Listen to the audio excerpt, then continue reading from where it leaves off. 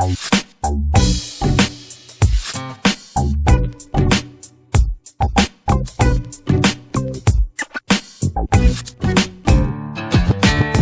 right, folks, welcome back. Chris Garlock here with Michael Redmond. Michael, how's it going? Fine, I always fine like as to check. always. Well, I should tell folks we're both struggling a little bit with some colds and so a little sniffles and a little sore throats, but we're going to persevere. We're going to persevere. Anyhow, so thanks everybody for tuning in. Got another great Michael Redmond match here. We'll get to that in just a second. Just a couple of reminders. We are live, of course, for our Twitch audience. So, as usual, shoot us your questions and any comments that you have, and we will work that into the commentary and answer your questions. All questions are good. U.S. Go Congress. I know it's only January, but I happen to know I think there are like something like 50 folks already registered, 30, 40 more that are signed up and working on registration. So it's in Estes Park, Colorado, beautiful Estes Park, Colorado, I should say. So if you like the mountains and you like the West, it's going to be beautiful, spectacular. You know, Michael, you've been to a bunch of these congresses. I always kind of think it's a mistake, personally, to do congresses in beautiful places because, we are in rooms playing Go, and it's, it can be I think largely. a lot of people go outside actually. I Yeah, know I do. I yeah. know I do. But it is nice. And actually, the lodge where we're going to be playing has some really nice views. So I think we can have our Go games and have the views at the same time. Anyway, usgo.org, click on Go Congress. You can see who's coming. You can see all the cool stuff about the Go Congress. And if you're watching us, I'm going to say you really like Go. And the idea of spending 8 days doing pretty much nothing but Go is probably appealing. If you've been, you know what I'm talking about, and if you haven't, you should come and check it out. So there's that, and then Stephen will put up a link for those of you. Many folks have asked how you can keep all this great content going, and Stephen will put up a link so that you can do that while you're watching and drinking your tea or other adult beverage or whatever it is that you're doing out there. So. All right, with that, Michael, this is another one of your games, so you should tell us about the tournament and the player. Yes, the tournament is the Judan tournament. I think I'm in the B section now. Previously, I showed you a game I played against Kudo Norio, and I was telling you that was in the C section. So I think Right. that game actually got me promoted to the B section, the B elimination tournament. I still have a ways to go. Before I get into the final section. I actually played a number of famous players in that event. This player actually is a younger player. He's Shiraishi Yuichi, and he's a 7-dan. I think he's about 30 now. He's actually someone who's doing a lot of stuff on social media too. So he's got a Facebook page and stuff like that. Mm-hmm. And he puts out contents for amateur Go players, for Go fans. So he's sort of similar to me in that. And he's one of the younger players who plays the computer style too. So it's going to be interesting in that way. And this is the game that I told you would be a lot of dead groups. A lot If you of remember, dead I groups. told you Yeah, you that did. was You about did. this game. Okay, exciting So stuff. Exciting it started stuff. with 2 stones that I sacrificed. Okay. And then the next time it was 4 stones, and it got bigger and bigger. In for a penny, in for a pound. Yep, there was a lot of stones that I sacrificed in the end. All right. Okay. Well, let's You get might to it. say, strictly speaking, they were captured by my opponent. Is that Some of is them it were is not valid you? sacrifices. Is that what you're not willing to necessarily concede that completely though? Some of them worked, and some of Okay. them were not working. Yeah, Okay. I'll Fair talk enough. about that during the Okay. game. Okay. Now this move is an interesting move here, and it's an interesting move because really no one really knows how to deal with it. There are some variations. The suggested move, when I put it through Leela, I might have to wait longer, like it could change with a lot of playouts. But as far as I bothered to play it at this point, the suggested move is A. So I'll put a variation for you here. And white jumps into the 3-3 point. Black has a kind of a problem here because if black covers, white's going to be able to cut here. And so there's variations like this, which are actually pretty good for white. So this is a case where this move starts out with a good winning percentage relatively for black. And the moment white jumps into the 3-3 point, it jumps up to something like 60, a bit more than 60 for white. So suddenly it's really good for white. And I think I waited probably 100,000 or something playouts. So it's a lot of playouts for me. It was still giving a good point value to this move. I think eventually it changed to moves like, for instance, like this, or it was suggesting moves in the upper right corner, like for instance this move, or the 3-3 invasion in the upper right corner. So it did branch off a little bit after I gave it some time to ponder this. But originally this was the suggested move, and it had a pretty good winning percentage for this stage of the game for black. But immediately, this is a case where when white jumped into the 3-3 point, immediately the winning percentage was good for white. So it's sort of interesting how Leela was realizing that into the variation. It's something that happens a lot. It's a question of maybe not enough searches, but also the fact that as the variation continues, then the understanding, the computer's understanding increases also. So this was played in a number of professional games, and generally it was giving good results to white. And so this is a relatively new move, refusing white the 3-3 point. It's making it more difficult for white to get into the corner here. And as I point out in this position, A and B and C are the other moves that were eventually suggested by Leela. And the continuation is very hard for me to understand in all of those. And so I didn't give you the variations. Okay. And I played this attachment. I could have continued playing in the lower left corner. The suggested move was jumping here.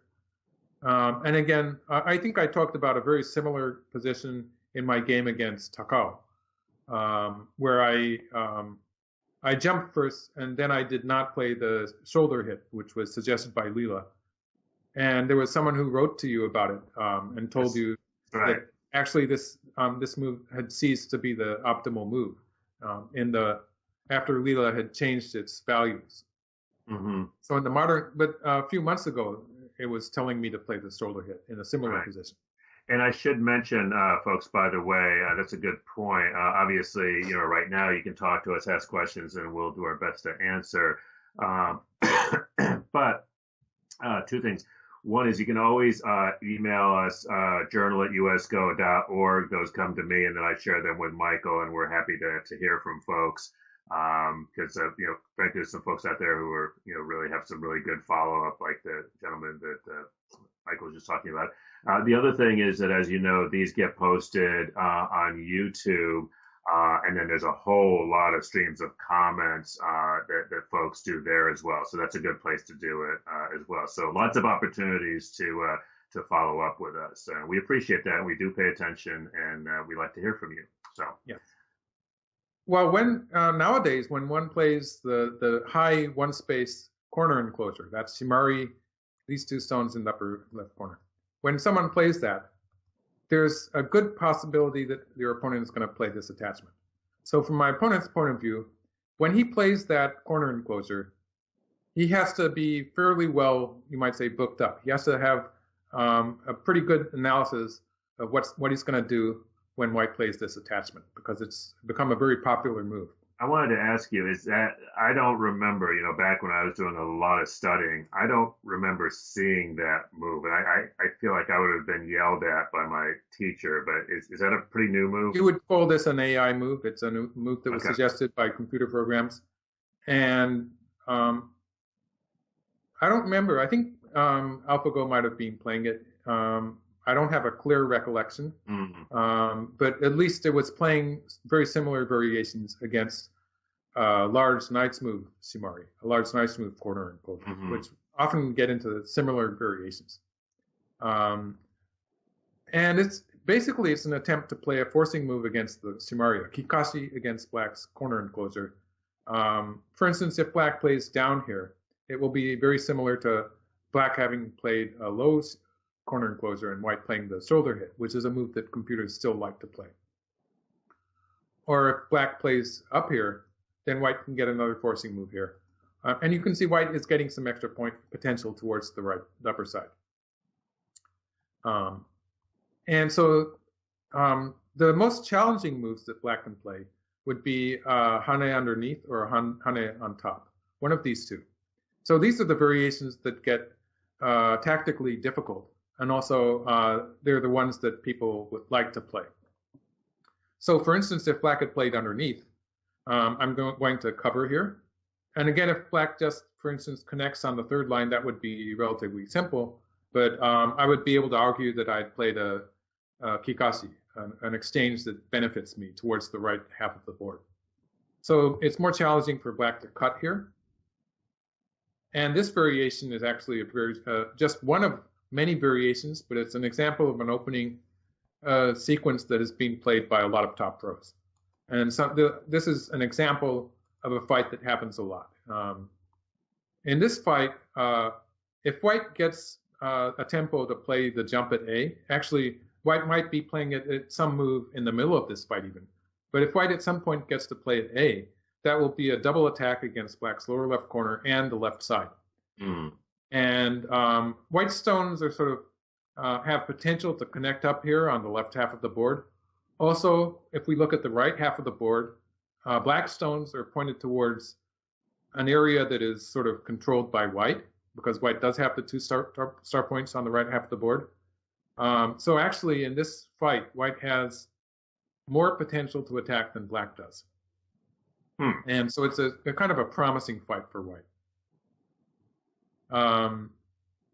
So this is just an example of there's a lot of variations to this. And for instance, at this point, there's some people who experimented with white playing here, which when black plays here, you can see it's in the center of 3 stones, which is supposed to be a vital point in black's shape. And in this variation, white is thinking of sacrificing the stones here. So for instance, white could be sacrificing these 3 stones to get something towards the right half of the board. For instance, something like this, or white might do it. Wow, that is really might nice. do it this way, actually.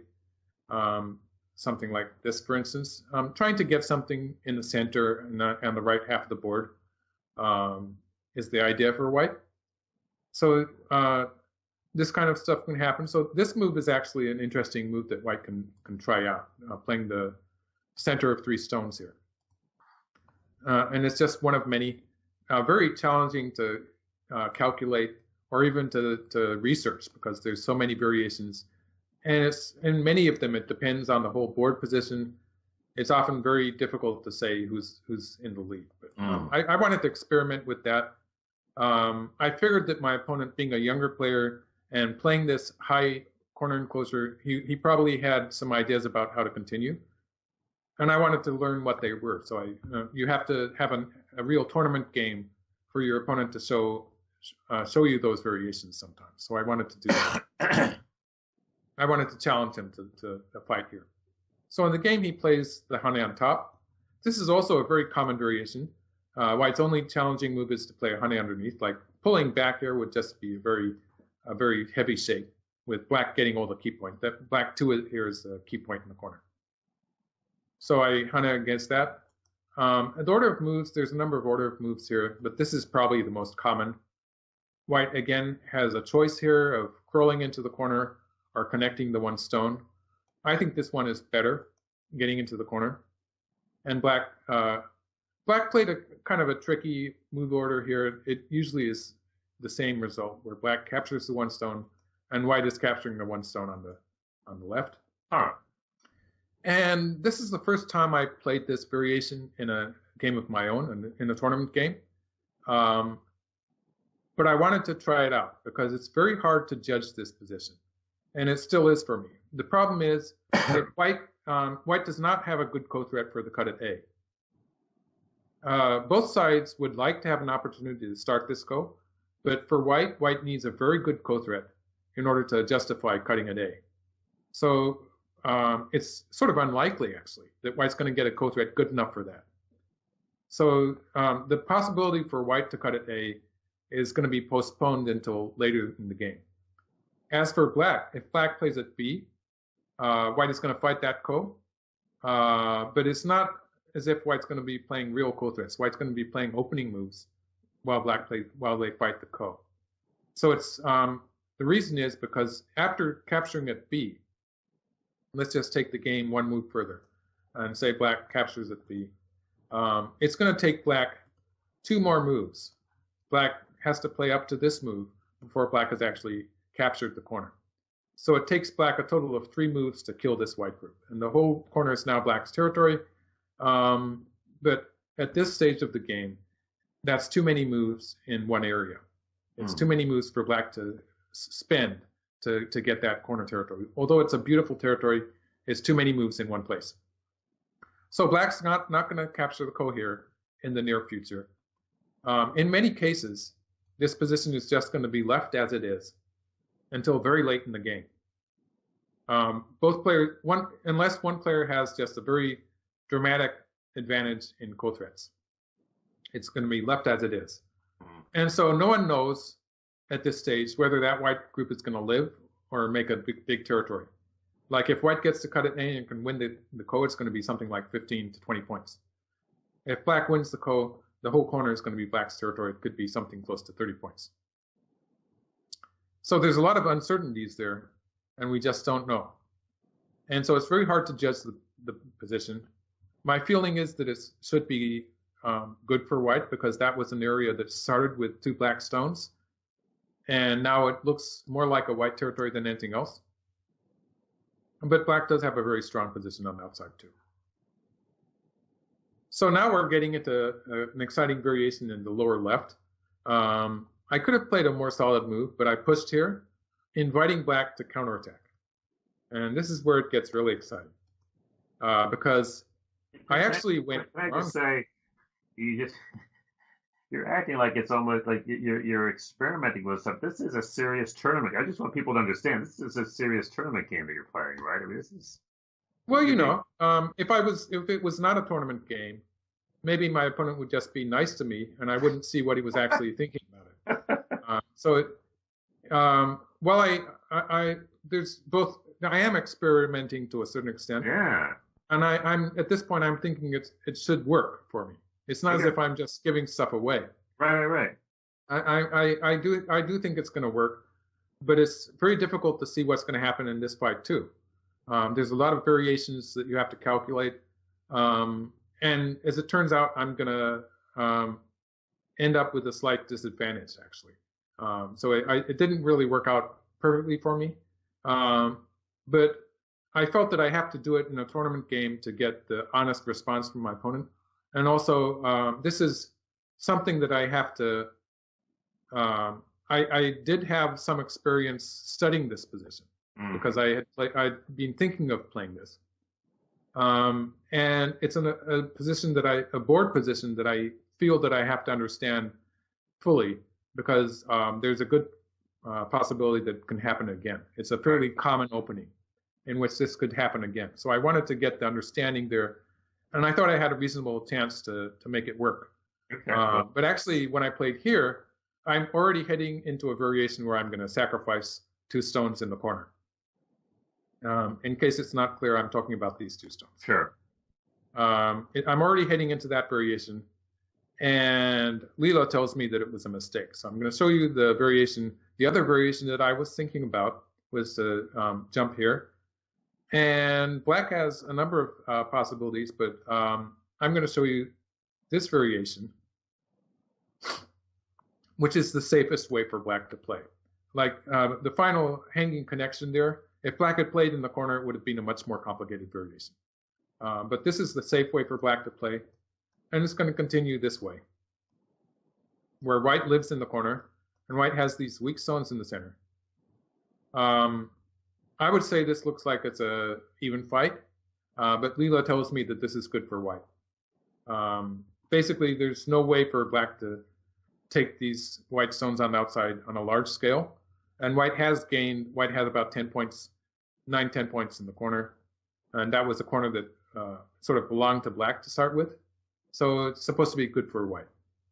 So I say in a human game, it doesn't really make any. It's still an even game at this point. Yeah, there's a comment that I think is interesting, which is that starting a fight in front of black's thickness feels kind of counterintuitive to one of our viewers, and Yeah. I'm wondering what you think of that. Um, that's a point. Mhm. Basically, it just everything depends on how we read out this position here, I see. um, the local position. Um, Sometimes it will give me an advantage if it sort of links up to the cut here in an advantageous way. Otherwise, if I can live in the corner on the left side, um, that's an area where black started with 3 stones on the left side of the board. Hmm. Hmm. So if in this variation I was just showing you, I'm getting a local advantage in territory, Right. and so I can afford to have some weak stones floating around. And you can handle it. I would say that my gut feeling would be that the game is pretty close. It's a Right. position where Leela is giving me a good winning percentage, and it's also a position where the good winning percentage that Leela gives you is not necessarily an easy game to win for a human player. Right. It's going to be pretty difficult to handle these stones and handle the right side of the board. I would be perfectly happy playing with black in this position, as far as my feeling for the game position is. But Sure. it's at least it's an even even fight. And there is the point that when white plays and potentially wins this call, it's going to be putting a lot of pressure on these stones. Like just to go in, let's go into a bit more of a variation. Say that at some point white plays the ko here and has enough ko threats to make it work. Then this would be putting a lot of pressure on black on the left side of the board. In fact, those 5 black stones would be in danger of just dying at this Ooh, point. yeah. Yeah. So the ko here, there is some collateral damage for black here, in that the ko is putting a lot of pressure on black. Like Mm. if white has the ko threat to win the ko, white needs the 1 ko threat. Like white needs a good ko threat. 21 might not be good enough in this board position, but if white has that 1 ko threat, black's probably going to have to back away here, giving white another local profit there. So that's another potential profit that I can get out of this. I think there's a lot of sort of hidden aspects to this that make it good for the computer, maybe a bit harder to find while playing an actual game. Right. So that was supposed to be the good variation. In the game, I'm playing another variation that looks viable. Like this is one of the 2 choices. But when black plays here, Yes. Yeah. I'm already heading into a variation where I'm probably going to sacrifice the cornerstones. So the only good move for me here is to wedge in between 2 black stones. Uh-huh. But when black cuts and captures here, already black has taken the 2 stones. So this is a trade. It's a trade, but slightly advantageous for black maybe. It's not a big difference, just a few percentage points. White stones on the left side there, everything is just very light now. Like with the potential ko here, if I can win this ko, there's not going to be any territory for black to speak of on the left side anyway. So the ko there is more important than you might be worrying about cuts like this and these points. I just ignore those cuts because the ko is more important. So the whole left side, obviously, if black does cut there at some point, it's potentially a black territory. But since black is already strong on the left side, it's going to be left as it is until the end game, maybe. Yeah, can we just go back for a sec? I don't know if other people are thinking this, but I'm looking at this, and white played a whole bunch of moves there in that sequence. If you can just, yeah. And I was thinking, that white was going to get this wall on the outside, but you totally changed directions. I mean, to me, Okay. to me. Okay. Yeah, let's get back to the game then. I changed directions because when black plays here, making a wall now is just a loss it's very bad for white. Mm. The whole corner is so efficient for black. It's going to be close to 30 points. It's too big. I still have this cutting point. I have this cutting point. I have too many cutting points in my outside wall, you might say. Gotcha. So that's not really an option for me. But when I play here, locally in the corner position alone, there's no way for black to cover up here. There's no Right. way for black to answer this. Black does play one extension, but black cannot play a connection on the second line because I have some kind of double Atari coming up. Nice. Even extending down here is not good because this would be forcing anyway. Black would have to put another stone in anyway. So he plays here. This gives him the potential connection underneath, so he can play away when I play here. I see. Okay, that makes sense. So the sequence, it makes sense to me. It seems to be a reasonable sequence. My winning percentage did go down a little bit, but not drastically, just a few percentage points. If black plays a day, I should say white's not going to save the one stone, but it's going to be playing something. Right. No, that corner, your sequence shows that corner is huge. Yeah. Well, and now, like, it's not really clear whose territory the corner is. Right. Right. So black played. So black played here. At this point, black played this, and I was pretty sure that that is not a move that Leela would like. And it did turn out that Leela was suggesting other moves, like Leela was suggesting covering here or playing a low kakari, and then some moves like that I don't really remember. I think quite often Leela likes to play an attachment to the 3-4 point. Another move that is sort of hard for some of us to understand. I was pretty sure that this move was too high and too far away from the corner for Leela to like it. But my move was actually worse because this was a bit premature. So A, B, and C are the moves that Leela wanted me to choose from, and these three moves on the right side were all pretty close in the percentage on the time I did it. Like that can change a little bit every time if you do a new search. Sometimes you get slightly different results. But, the time I did it, A, B, and C were almost exactly the same numbers. Oh, speaking of results, there was a question. They wanted to know, you're running Leela or something called Leela 0/Lizzie? That's the one the Leela 0 one. Lizzie is the program that shows the Go board and it's in interface, basically. Gotcha. Okay. And that's the one that is bundled with Katago. So you can switch to Katago too. Okay. There you go. Okay. So A and B are moves that I wouldn't really feel that comfortable with playing. They look a bit. So I would, in a game, if I was given these three choices, I would probably play C. But I played the extension in the lower left. You played the extension there? Really? I bet Leela did not like that at all. That was bad. Yeah. And now black plays a double kakari, and I played a knight's move.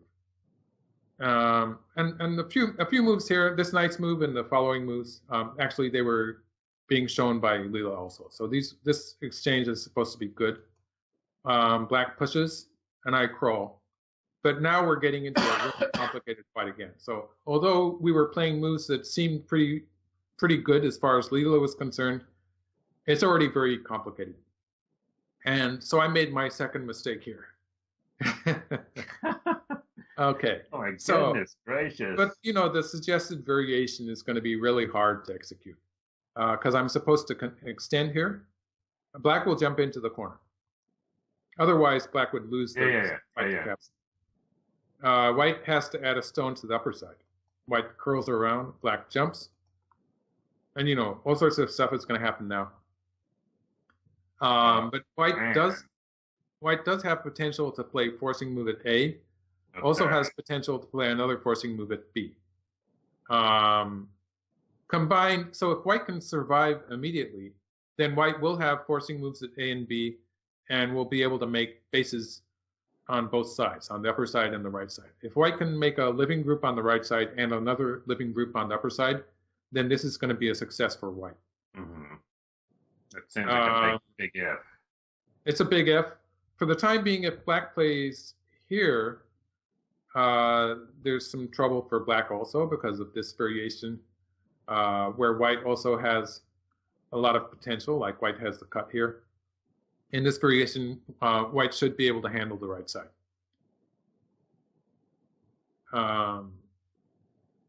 Just because black's in trouble also. and it gets really, really, really complicated. I mean, everything has been a fight. It's a Everything. fight. Yeah, well, that's that. My Everything. opponent is a fighting player, and I tend to get into fights too, even though I think I'm positional. I tend to get into fights. Yeah, I guess I'm a fighting player too. absolutely. So this would be very difficult to play correctly throughout that variation. I'm just, in fact, up to this point. That's why in the SDF file I'm stopping here. There's like so many things that could happen. Like black could be switching with this final move. Black could be switching to this side and starting to attack white on the upper side. You can see that black still has potential to extend here, but black would be switching to the upper side. There's so much that could happen. Definitely not a bad variation for black either. It's a difficult fight for both sides. But I tried to get a bit more momentum by playing the Hane here. So for instance, if black plays something like this now, then I have the option of going after the stones in the corner. So I can win the semi-I now. So that would be relatively good for me, I think. But of course, black cuts here, and I don't have any ladder options. So I'm already in a variation where I'm going to sacrifice these two stones. Again, I'm getting into a position where I have to sacrifice the stones. And just like the left side, it's going to be slightly disadvantageous for me, unfortunately.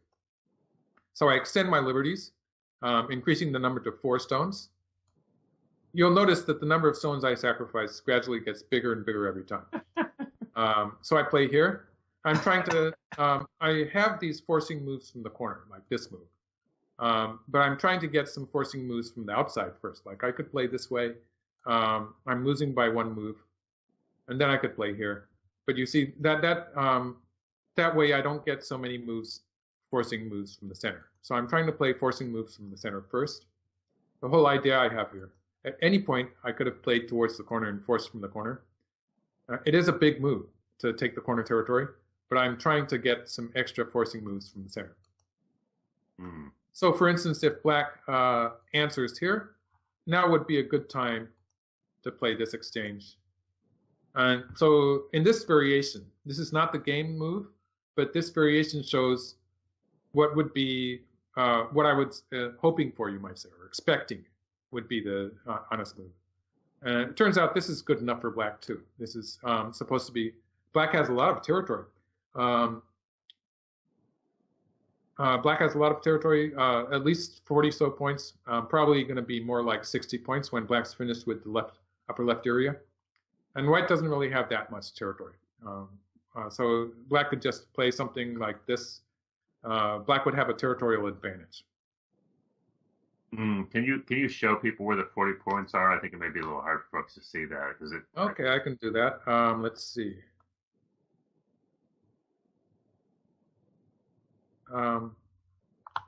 So black has 8 points associated with these 4 stones, and something like 12 points if we just count 3 lines of territory there. So that's 20 points. Black has kind of a minimum of about 10 points here, and I would be counting for the time being about 10 points here. So that's the 40 points there. So I could make it. I could say that this general area is something like 30 points. Right. And this area is more like 10 points. And of course, they're both, neither of them are cementally clear, but something like that. Right. And then I would just have this general area, which is just, if white plays within this line, there's no way white's going to get any territory out of it. But if black gets anything here, it's going to be a big territory. So I'm just estimating that as something like 20 points. There's still that the code at this point, which is still a big question mark. So the code, how the code ends is going to change everything I can say about this area. If black wins the code, of course, the corner could be black's territory. If white wins the code, if white cuts at this point and wins the code, then of course most of black's territory in that area is going to disappear. So there's a lot of question. White's territory, like this corner territory, just to give you a variation now. Let's do a variation and say that at some point black might take the ko here with this move. Now, if I'm really set on living in the corner, I could live with this exchange and I would have 6 points. But this whole thing is very painful for white. It's painful for white because I've been squeezed, and the fact that black got this capture in with Sente, it means that it makes it much easier for black to surround the left side. So this would just be too painful. So although this is something I can use to calculate it, it's not very likely. So in actual play, I'm going to play away when black plays here. Maybe I'm going to play a co-threat and take back. Maybe I'm just going to ignore it. There is a real possibility that this corner is going to die. Right. And so we don't know what's going to happen with the corner. There's a lot of question marks. I'm not really eager to count that as white's territory. Mm-hmm. So to go, let's see. Let's get back into the variation. So I would say that at this point, I'm not counting that territory as white or black. I think I probably have. Now this territory is there's some weak points in this territory. Like there's the aji of a black move, something like this. It's not really a white territory yet, but I'm going to estimate it at something like 10 points for the time being. I probably should count about 10 points for this group too. So I'm about 20 points behind in concrete territory. And the potential for black's Moyo is almost as much as the potential for white's Moyo when black plays here first. So white has some potential in this general area, while black has some potential in this area. I'd say the white has a bit more potential, but it's not. It's probably not enough to make up for the 20 point deficit in territory that I have. All right. Okay. Good. Thank you. So in the game, let me just give you a chance because I know you got your dealing with your cold. To remind you, this you are watching Michael Redmond, Chris Garlock. This is Michael's game from the Judan. And as always, if you have questions or comments, just jump on there and ask them, and we'll keep on going. All right, give you a little break there. Back to you. So this was the variation I was sort of expecting, and I was showing you that it is slightly advantageous for black, but black took the corner territory. And that means I got a chance to squeeze a little bit more because this stone is actually impossible for black to capture for the time being. The latter favors me. So the semi here between these white stones and these black stones. Black's winning by 1 move, but my idea is just to squeeze. So like if black plays something like, this would be an option. And I could play here and here. And black would be able to win this semi. And I would probably play something, maybe I would play here just to finish that wall. Or I could, conceivably I could play something like this, but that would start trouble on the right side of the board actually. So it would be more prudent probably for me to play cover on the side. And black would win the fight on the upper side and would have about, locally black would have more than 30 points there. But again, I would be depending on my Moyo. And when you have a big Moyo like this, black's going to have to come in. And so there is potential for white to launch a successful attack in this area, which would change the position in my favor. So that was the idea. And black avoided that by moving out here. And as I told you, the ladder favors white. And so now we're in a position where it's very dangerous suddenly. Oh my God! Whoa! What is going on here? And at this point, white has options to capture 3 black stones here. Yeah. Also, we have to remember that these white stones have 3 liberties. These black stones have 3 liberties only. So the semi, black has to play a move to win the semi. So the one move that would be relatively peaceful would be for black to play this final move, capturing the 4 stones. This would be the simple way to play. And then I would get to squeeze like this. And actually the exchange of these 2 stones for these 2 stones If black plays away, then that exchange could be bad for black. So black's going to continue playing locally, something like this. And again, although white has squeezed, white gets another forcing move here, obviously. Although white has succeeded to squeeze, black also does have some good potential in this framework here, which is sort of developing into a potential borderline here that could cover the whole left half of the board there. Yeah. So it's okay for black. This is still an okay variation for black. Pretty similar in the score to the variation I was showing you before, where I was getting a squeeze like this, I guess. How fast are you guys playing at this point? We were using a lot of time. Yeah. It was just all the calculation that we did on the left half of the board and the upper half of the board made it very difficult just to play the moves. And we're playing moves that were not completely terrible. Like I was showing you some variations which were suggested by Leela, which were not the game variations, but it wasn't as bad as it could have been. Like we were playing variations that were only losing a few percentage points, which is pretty good for human play. Yeah. That's fine. So now I have a choice. It's a difficult choice I have. Am I going to die on the upper side or am I going to die on the right side? Is there a plan C? Nope. A or B is all we got, huh? So I could have taken the 3 stones here, and it's very hard to evaluate between the 2 variations. This is the game move that I played, which is basically I'm going on the road to sacrificing the upper side, which was sort of the original game plan that I had. Sure. So I'm keeping to that. The other way would be play here. The problem is it gets really complicated, but there's no real way that I can save the right side when black cuts here. I'm going to cut. Actually, I'm going to play this first, yeah. Black has to be careful about the lack of liberties here. So that's why black's playing Atari and Atari. But black can escape. And when I cut here, Leela seemed to like this variation. But these stones on the right, they're just dead. Like if white continues with something like that, this would be dead as it stands. So black would be able to, for instance, play here and here. And it's just dead as it stands. Black could add a stone to the corner. It's just dead.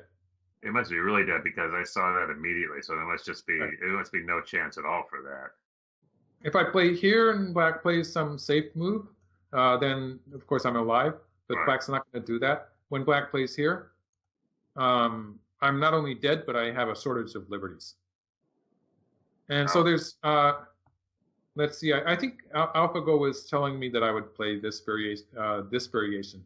But as I told you, it is dead. And it's pretty hard for me to find a good squeeze after this. So I think objectively it's just not good for white. But Leela was giving it a better score than the game variation. Wow. So I think that was just because it's a more complicated position. Yeah, okay, fair enough. So in the game I played this way. I'm heading towards sacrificing the upper side by cutting here. And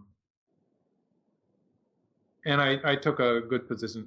Again, I'm sort of betting on the big Moyo I have. I'm controlling this whole, more than half of the board, maybe. I'm controlling this whole area. I like it. And so, and black has to come in. Black has to come in. And so I'm going to have potential to attack.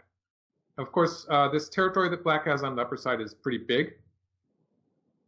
I got it. It's over 40 points. I'd call this 40 plus points. Let's just write that down. 40 plus points here. I mean, I like it, but it is really, it's really scary. I mean, you're giving away all this cash. So black has, realistically, black has close to 60 points. Right. In the back. White doesn't really have much territory to speak of. So it's a lot of territory, but I do have attacking potential. So that's a situation where black might have a pretty good score if you put it through an engine. But in actual play, it can be pretty dangerous for black too. It's a difficult position for black to take to a win, actually, for a human player. Like these AIs, they're pretty amazing in dealing with weak groups or reducing moyos and stuff like that. Is where they just play away sometimes when you would be afraid of dying. and they still managed to do something with it. Mm-hmm. So I play pretty normally here. The object of my attack will be to create a territory here. So this is something to remember. My basic plan here is to make a territory here. If we count that on the fourth line, it's going to be close to 50 points, and it's going to bring the territory into a balance, right, you might say. And again, one thing that makes evaluation of this position very difficult is the fact that we still don't know what's going to happen with this ko in the upper left corner. So like if white gets an advantage in that ko and gets to cut here and win the ko, that's going to change everything in white's favor. Mm-hmm. And so that's a big question we still have. It makes it the game. It's another thing that makes the game difficult for black to take all the way to a win at this point. So I wasn't very pessimistic. So I pushed here. This is threatening to squeeze in the center. So black counters with the hane. If black had added a stone, for instance, here, then I would be able to play this forcing move. And it would change the territory to a great deal. It would be a big gain in territory. So black answers locally. And I could continue here, like I could cut here, and black would play like this. I wouldn't really have very much potential except just to play here, so it doesn't really amount to anything. So I decided to leave it as it is. Although extending here, the move that black played in the game was to extend the center. That is a big move. My reasoning was that when black does take that big point, now I have an opportunity to attack on the right. So that was my move here in the corner. This move here, obviously, it's taking away black's option of jumping into the 3-3 point. So it's getting rid of that defect. Thinking of setting up an attack on black so that the next step in white's attack is going to be to finish this territory here, which is still too wide open. Like there's still the weak point. Black can still jump in here, maybe a peep here, stuff like this. If black plays a move on this side, then black is looking at this, which would be sort of almost sente against white on the left. Black does have a lot of options here to invade the lower side. So I need to attack black on the right to finish my territory on the lower side. If I do get a territory on the lower side, it's going to be more than 40 points. Right. In fact, it's going to be closer. It's going to be about 50 points. That's going to be a big territory. And just to be clear, because I think that amateurs would be feeling, because of all that you just said in terms of getting, trying to get that, to actually trying to really kill that group on the right, which would be nice, but you're attacking it to strengthen your bottom side, not right. Really, because usually you have to have a realistic object for the attack, which is it's usually not realistic to try to kill the black group. Right. So usually you have to have some other object for the attack, some goal that you have. While attacking, you want to accomplish something. In this case, it is the lower side for white to make that territory, which it would be difficult. Like if that black group was completely alive on the right side, right, then it would be difficult for white to even play first and make the lower side territory. Black would still have options. Too wide. It's too wide, yeah. So white has to accomplish that in the process of attacking black. So although it would, I was thinking that playing something here, maybe another option would be just to play the hane, in which case black would probably connect. Playing that would be a big move. It would be forcing sente for white. But I felt that this variation also gave me possibilities to attack strongly and then get the lower side territory. So although it was difficult to calculate, and we were both, probably both of us were worried about our remaining time at this point of the game, we had used up a lot of time, both on the left side and on the upper side where I've lost groups. And so we're both worried about the remaining time. But I get this strong attack.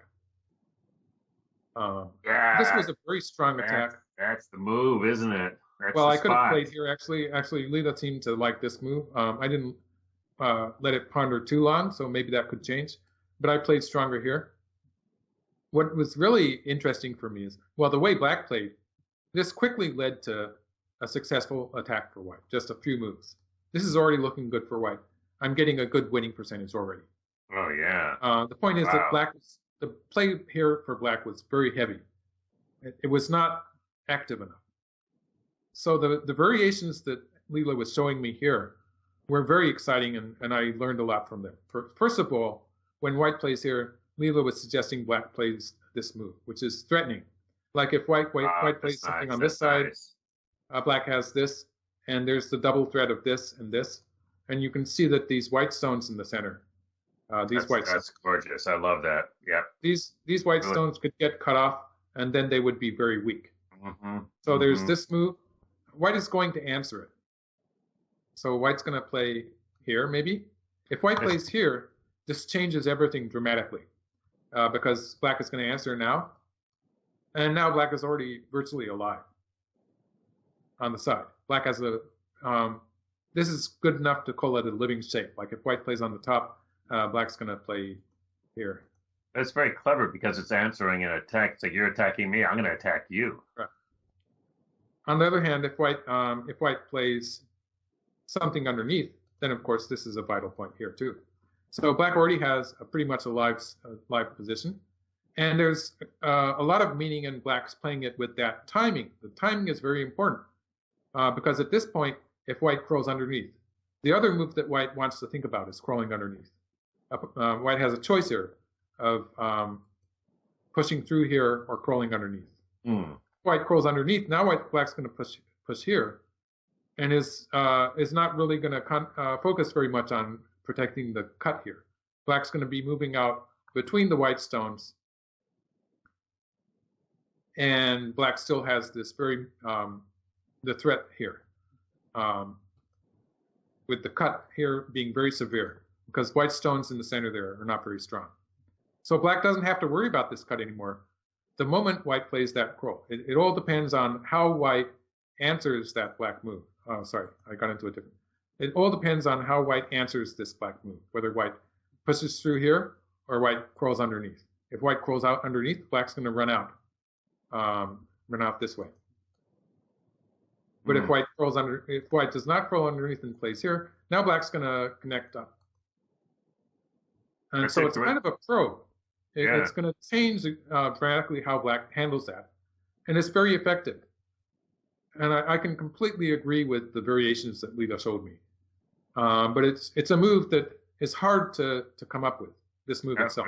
No, absolutely. But it's so flexible. I mean, it's really beautiful.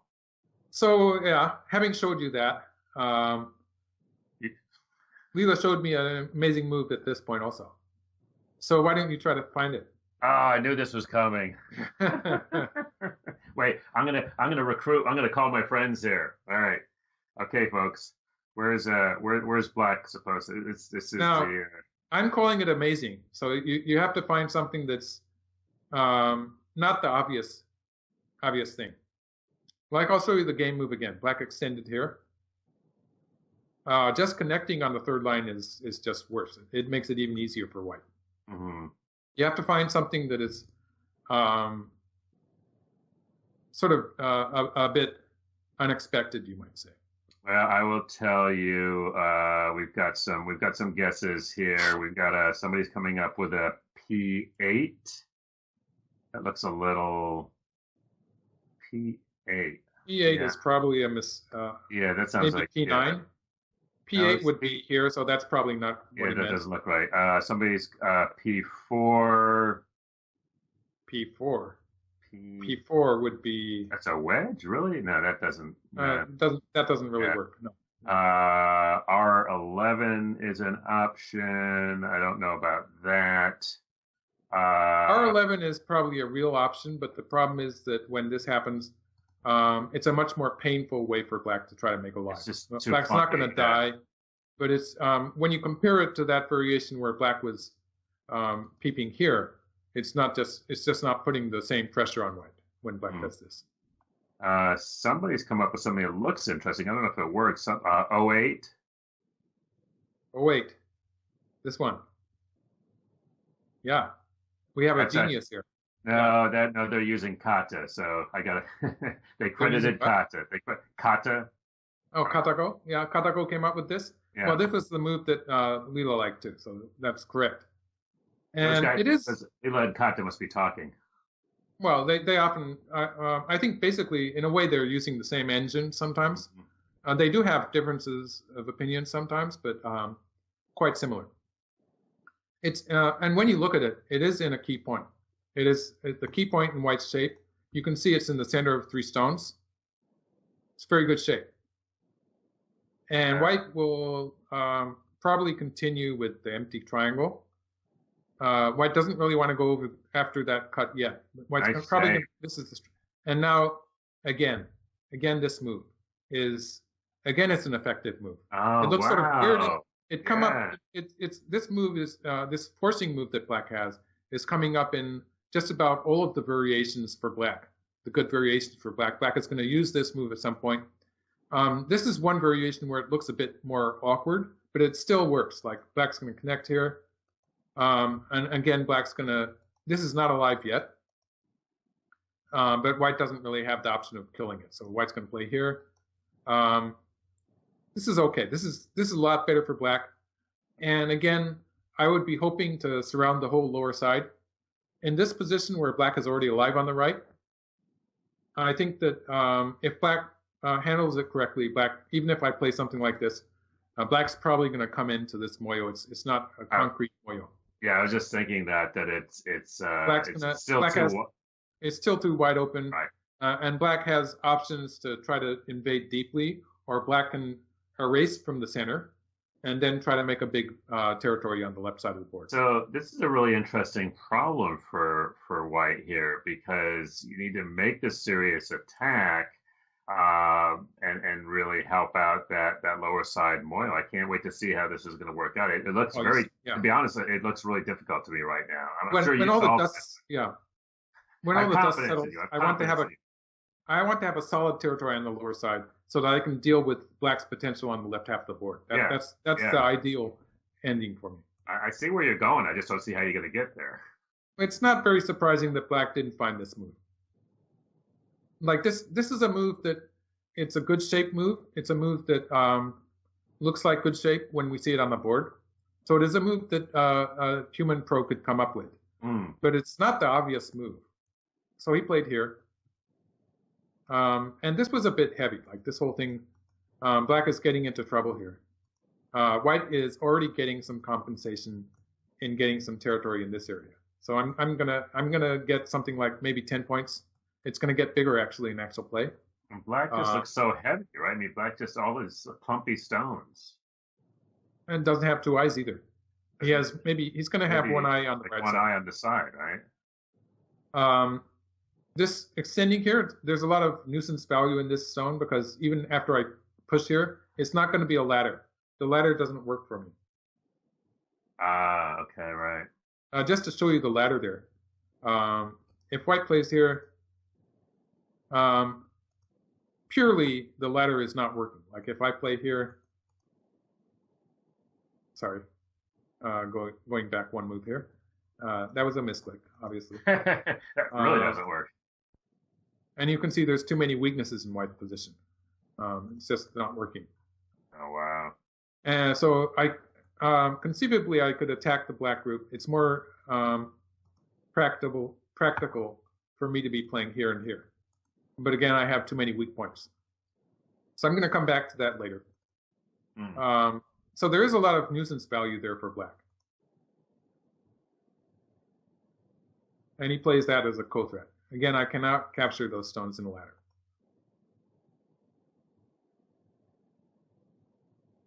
And this is where I thought I was getting a better territory with this move when I compared it with playing here, which is not a ladder. It's not a ladder, so it doesn't work, right?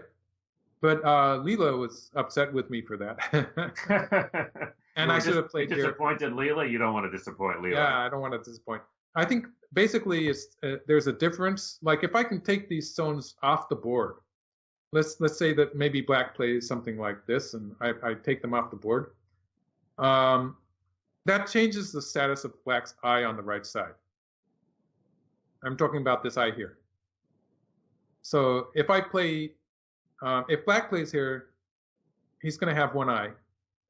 If I play there at some point, then I can take away that eye. So it's only a potential eye now.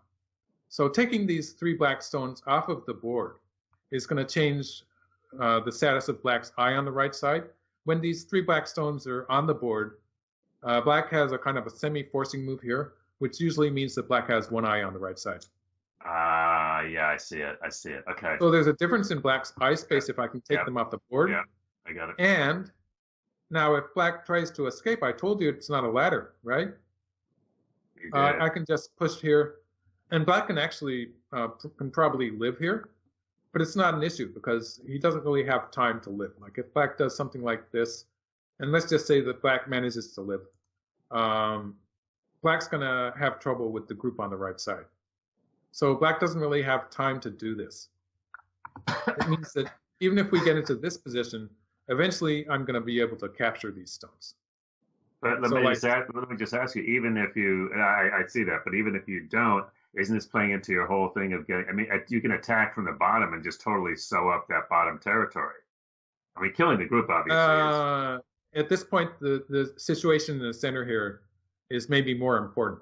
Okay. Because I've already got a lot of the territory that I needed. I've already got this much. It's about 20 points. Oh, it's enough. You're good enough. Okay, fair enough. Well, I would like to have this territory too. Like that would be great. Don't want to get greedy. But it's not as vital as it was before. At this point, this area, what happens here is very important because if it backfires and black gets a good position here, I could be worrying about the whole white group as a whole. So it's very important. But Leela wants me to take those 3 black stones off the board. In the game, I was trying to be more efficient. Actually, black takes the ko at this point. Black has realized that he's messed up a little bit. And the score for white is white has the winning score now. I think at the maximum, there was a point where I was at 80% or somewhere around 80%. That's a good number. That's a good number.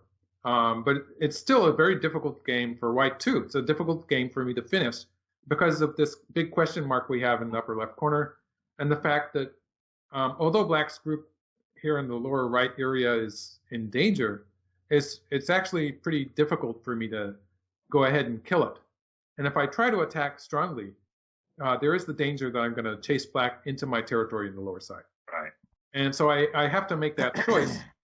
It's to go for territory or to go for the kill if black is too greedy. And it's a very, very difficult choice because there's a huge amount of reading involved in it.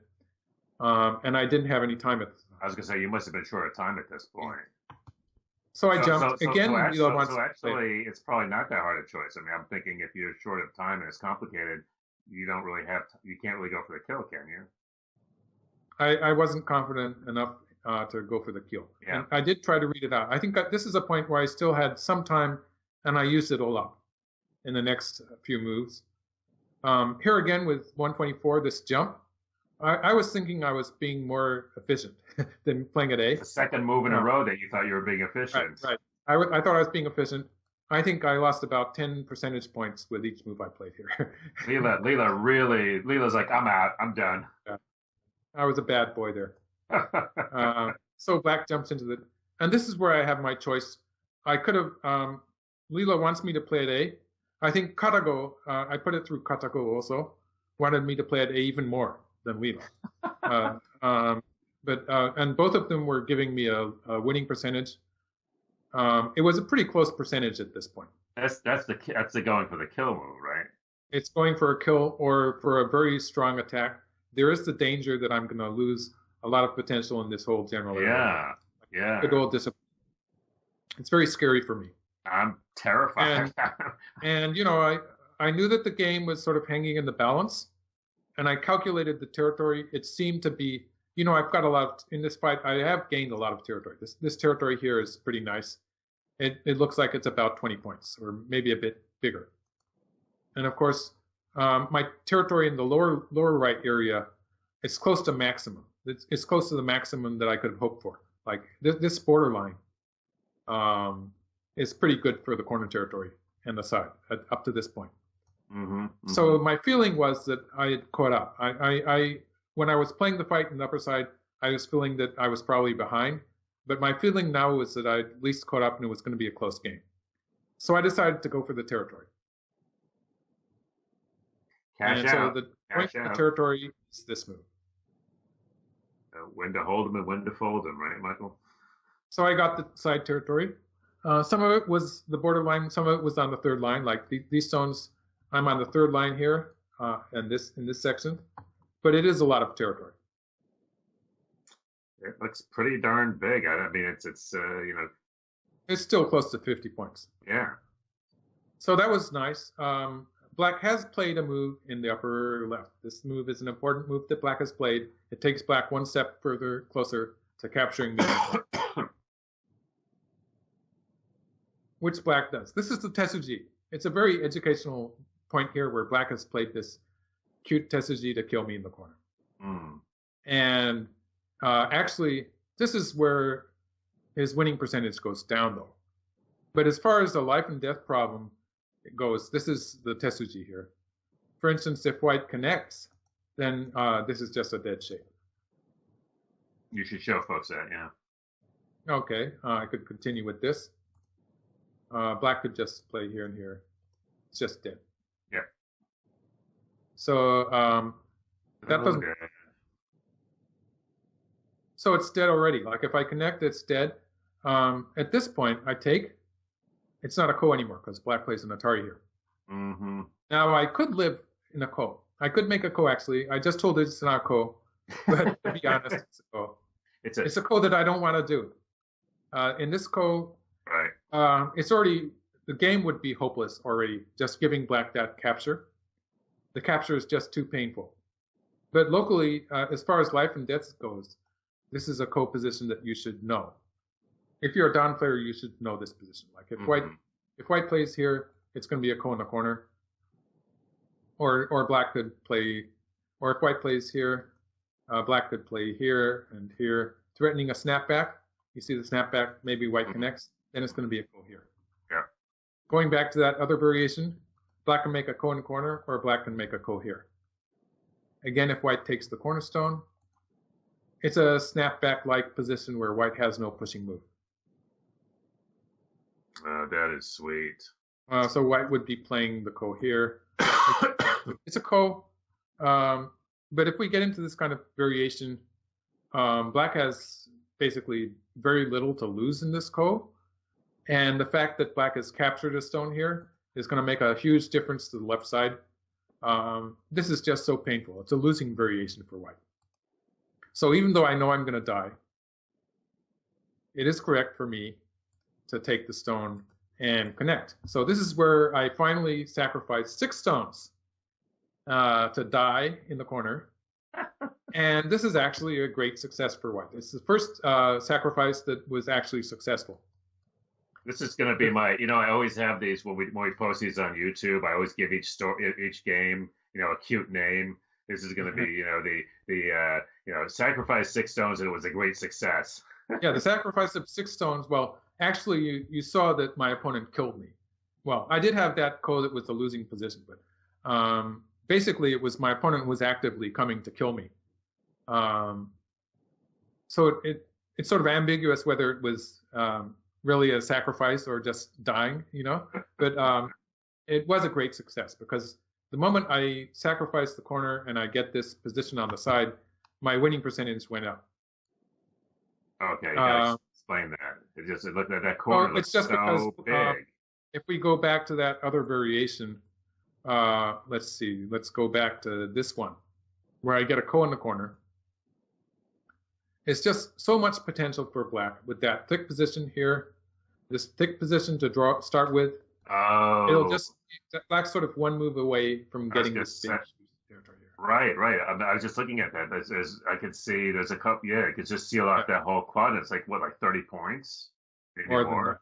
Well, if we get it on this line, if Black gets stones along that border line in the center, which could happen if it's a trade with the ko for the corner.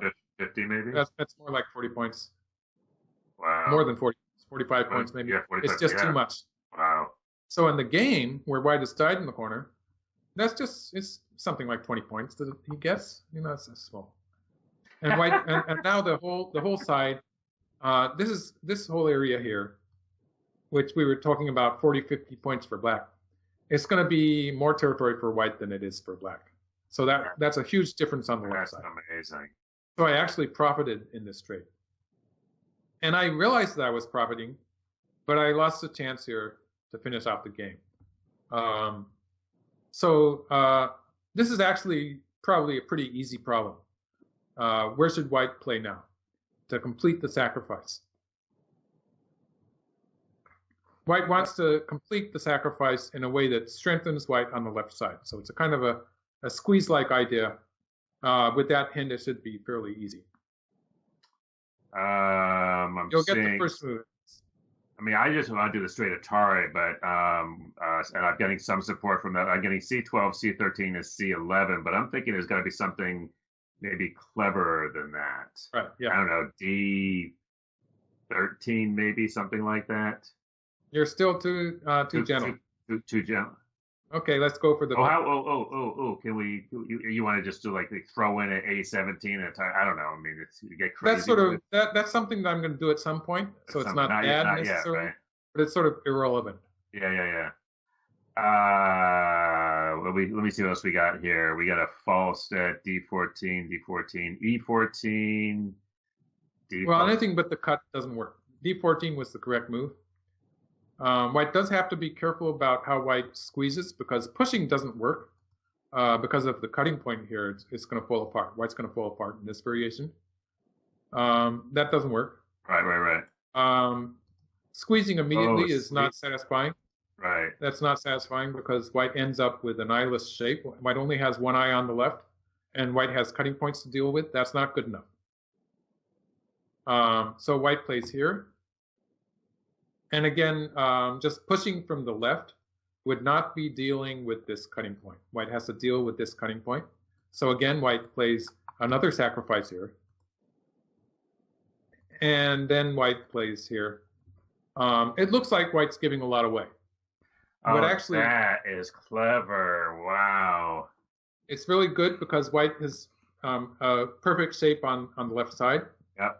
You might notice that this, with the forcing move here, white does have an eye on the left side. That's a complete eye there. So that's going to be white territory. And that means that this false eye here is going to be territory 2.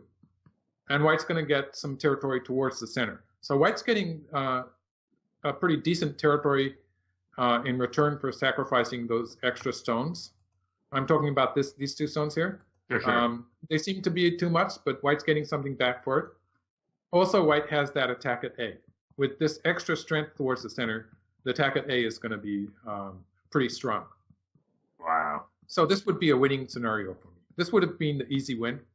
I didn't do it that way. And this is actually a squeeze that you would find it in Tesuji books. It's a squeeze that it's sort of a textbook squeeze that I should have found. But instead, I guess I had ideas. Partly that I wanted to make eyes on the side. Also, I'm trying to put some pressure on black in the lower left corner. Like if I get to play here next, of course, this is going to put some questions about black side space. Did Leela approve of this? No, it's very bad. Yeah. This puts the game in. I didn't want to say anything, but that's what I was thinking. But after everything you just showed us, it's clear that all the play is on the outside. So again, I play away this move. And that was my second chance to do the same squeeze. Second line. This is the game. As far as endgame moves are concerned, it's a big move. Yeah. But the moment black gets to connect here, the game is again it's undecided. Oh wow. And the endgame is interesting. I played this here because black does have the threat to peep at this point. Oh wow. So this seemed to be a reasonable move. Obviously, we're in overtime at this point, so we don't have a lot of time to think about it. It's also a reasonable move in that it's pointing towards the last potential black territory. If black can make a line of stones here, that's going to be a decent territory in the center of the board. This white move that I've just played here, it's pointing towards that. So it's setting up a move around here, which is going to be forcing. Excuse me. And so it seems to be a reasonable move. But at this point of the game, Leela is telling me to play at A, which is a kind of a key point toward this playing at A. Let's just make a variation for that. So playing at A, This is putting a little pressure on these two black stones. Black will be able to get the peep in maybe, but black will not be able to continue strongly here because the two stones on the outside are weak. There's also the fact that this move that white has played is setting up to play next at this point, which is an attack. Black's going to push through and escape, but white is setting up a bit of an attack against the black group. So there's that potential too. And so in many ways, it was a vital I should have taken. And so at this point, Leela is suggesting this move, and is going to continue to suggest it for most of the game until we play it. Yeah, she gets kind of insistent, doesn't she? It's like, it's the move right here, right here. Yes. For black also, Leela is suggesting this move throughout the game until it has been played. So this is a vital point. If black plays here, black will be getting a decent territory in this area. And it's pretty obvious that this move would be giving added security to black's stones. Mm-hmm. For instance, if white continues this way, it is helping the black group that's getting out here. And of course, although white can capture 3 black stones here, it is damaging to white towards the center, and black is getting some extra territory in this area. So it's not going to be game ending for white to capture just 3 stones there. Actually, the lower left corner endgame move is probably bigger. So if black had played there right now, or black had a few chances later, if black had played at A, Leela was giving black a good winning percentage.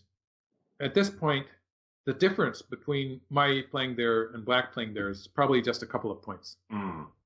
So we're talking about what is maybe just a half-point win for black. Completely up in the air as far as human professionals are playing. Right. Especially when we're in overtime. This is actually objectively a very big move. We're going to see the follow-up later. White plays here. Of course, it does add ice space for black too. So now black has the leisure to save those 3 stones. Because black has, if black plays one more move, black's going to have a living shape here. Black's one move away from living on the side. Mm-hmm, mm-hmm. In fact, it's pretty difficult for me to kill it. Like if I play here, then black is still alive. This is going to be a seki. Right. Locally, if I play here, then if you look at it as a life and death problem, it's dead. But there is a problem here, is that black can play here. Locally, this is a common life and death problem where black has a dead shape, but there is some potential for black to connect up in the corner, or maybe manage something with the Damezumari here. It looks like I guess white's okay. But it is a bit, white does have to be careful with how this turns out. So there is a potential death here, but obviously in the case that black manages to live, this is going to be a huge loss for white in territory. And for the time being, black does have the escape here. So it's not something that I can think of doing immediately. And so I continue with the endgame. This finishes my center territory. And this was the follow-up to black's move. So when I push through here, and black comes underneath, I have to be careful here. Because if I cut, right, then black's going to come here. Right. And you can see the disaster here. Well, yeah. However black plays it. Yeah. Or if I take a stone, it's the same thing. It's the same thing. Mm-hmm. Black just captures in whatever way black fancies. So I have to back off here, and black does get to connect up to the corner. So that was a lot of points that black got some points here, some extra points on the side. And of course, it makes a life for the black group. I cut here. So this is where I've made this group into a 5-stone sacrifice. And I started with the 2 stones here. Second time was 4 stones. Now it's 5 stones. So strictly speaking, that started out as a 3-stone sacrifice, this one. but I made it into 5 stones and 6 stones. So I'm increasing the sacrifice every time, you might say. So I found that sort of interesting. I like it. I like it. There's a yes. I'm trying to think of the word, but there's a sequencing to it that appeals to us both, I think. And this cut here, although it is captured, it does function in the fact that I was going to play there anyway. Like I could have played here immediately, and Black would answer here, or maybe Black would answer here. This makes that a ladder. It would be very similar, but in the game, I'm not losing anything really, because I still have the potential of forcing with this move and reducing Black's territory a little bit more. So it wasn't a loss. Also, I have the forcing move here, which is very important. You're going to see that making an eye there is going to make a difference to White's territory. I'll show you that. Because when I play here and I play here, not only the 1 point here, I'm getting an extra point here. So there's the squeeze here is important too. So that has to do with the cut here. And then finally, I play here. Again, I was Leela wanted me to play this move and wants Black to play this move. Okay. So that this was maybe the losing move, and Leela wanted Black to play at A, and I think we're probably talking about a half point difference. Wow. So it's still very difficult. The moment I play here, I have a winning percentage. And again, it was a case where I cannot trust Leela because Leela is working with 7.5 points. So I had to work it out with Katago also. But it looks like White is winning at this point, maybe by half a point. So it's still sort of up in the air, but at this point, I had calculated that I thought I was going to win. Wow. Black maybe lost a point. Actually, Black lost 2 points in the final endgame moves, but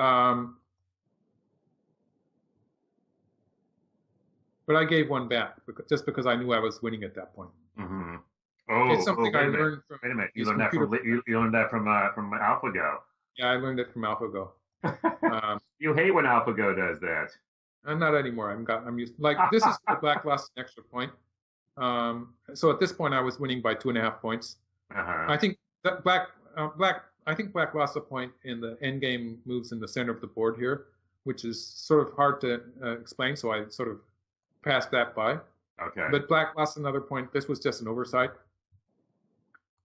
It would have been better, for instance, for Black just to curl around here, and I still would have played here. So it's just the 1 point throwing in here, lost a point there. Gave me an extra capture stone. So I gained a point here. And at this point, I knew I was winning, so I just gave it back. I didn't really need to play that move. But at this point, I didn't want to deal with any excitement happening inside my territory there. Sure. I didn't really need that move, but I just knew I was winning. So it was sort of nasty of me, I think. And this is the final. I knew that this was the final big point, and at this point, I already knew that I was going to win by 1 point. Even in overtime, we're pretty good at calculating the points. And so we're just playing these moves just to show you that Black actually needed that to put that stone in. Oh, so wow. let's fill the liberties and show you what happens if Black does not do that. I'm running out of Dama points. Yeah, I actually see it. Let's just play some hopeless move here. I ran out of Dama points, but White can squeeze like this and capture the whole group. Yeah. So that's why Black has to. Oh, that's cool. Just so people knew. That's annoying. And eventually, White would have needed this move anyway, because we did have another. Yeah. So like when the dames are filled, Black would had the forcing move here and then a cut here and a squeeze to capture White. From this position, it's pretty impossible for me to make the variation. So I'll just leave it there. Right. People can figure that one out. Yes, they can. If they're interested. So actually, somebody came up with the word I was looking for. Iterative. Iterative is what I was looking for. Iterative. Oh, Yeah, fancy. that's Yeah. a good word for what's going on with your sequential donations of stones. So very Iterative. that's Okay. Mr. So Mr. like the first sacrifice here was a slight loss. Right. Uh, this was another slight loss. These three stones sort of came with the package, so they were sort of connected to those four stones. But I like to count them separate because so it does make the 5 stone sacrifice. And the upper left corner was 6 stones. So, yeah, I did find that amusing. It's But it was the final sacrifice that was the one that was actually good for white. That was the one right. that was. But you missed the follow up, so I don't know if you get full credit. I don't really get full credit. That follow up was it should have been relatively easy. Yeah, That's something that a human player would come up with, and I should have seen it. that's okay. So Well, I'm a bit disappointed. none of the viewers here today caught it either, so we're all good. We're all Well, on the there same. was someone who suggested cutting it on the fourth line. All right. The whole sequence is actually it has to be exact. Yeah. Not better than And also, it's just sort of counterintuitive. You've already given away the 6 stones, so it's sort of counterintuitive to think, let's give away some more. But once you show it, it's like obvious because it does fix all the other problems really elegantly. It's wonderful. Before we wrap up, this is a good question uh, for you, which is, uh, was this a normal game for you?